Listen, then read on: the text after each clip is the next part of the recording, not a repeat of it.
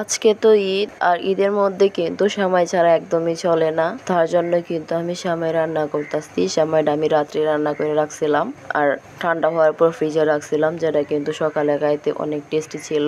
তো সবার প্রথমে আমি কিন্তু এখানে 2 থেকে 2.5 লিটার দুধ নিয়েছি। দুধটা আমার সঠিক পরিমাণ না, কারণ এটা অনেকটা দুধ একসাথে ছিল। তারপর দিয়ে দিচ্ছে হচ্ছে গরম মশলা, কয়েকটা দারুচিনি, এলাচি, লং, আর দিয়ে দিচ্ছে হচ্ছে 2 থেকে 3টা তেজপাতা। আমি ভালো করে ধুয়ে তারপর মাঝখান দিয়ে ছিঁড়ে দিচ্ছি। এখন দিয়ে দিব যে ডাল বাড়ার জন্য যে চামচগুলা থাকে, ওই চামচগুলা দিয়ে প্রায় 2.5 চামচের মতো চিনি। এখানে কিন্তু মেজারমেন্ট কাপে প্রায় 2 কাপ চিনি হবে।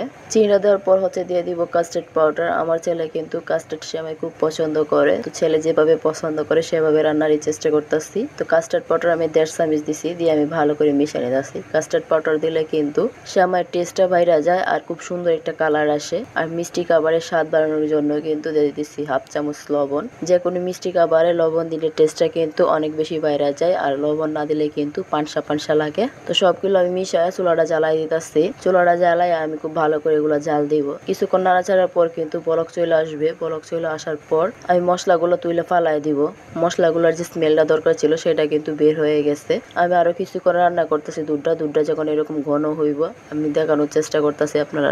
যখন দুধটা এরকম ঘন হইব তখন কিন্তু দুধটা নামায় আমি হালকা ঠান্ডা করে নিলাম। এটা কিন্তু একেবারে ঠান্ডা করা যাইব না, আবার একেবারে গরমও কিন্তু সেমাইয়ের উপরে দেওয়া যাইব না। হালকা কুসুম গরম থাকা অবস্থায় সেমাই দিতে হবে। আমি একটা বুলের মধ্যে কিন্তু সেমাইগুলো সমান করে নিয়ে নিচ্ছি, আর তার উপরে কিছু কিশমিশ ছিটাই দিচ্ছি।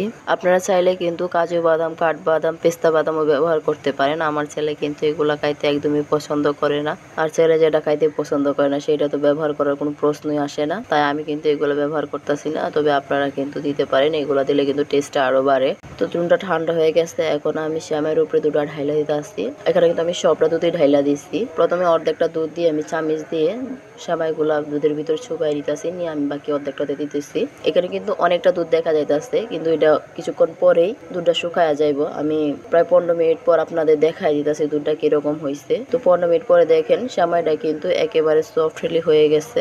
খুব সুন্দরভাবে কিন্তু দুধে ভিজানো হয়েছে।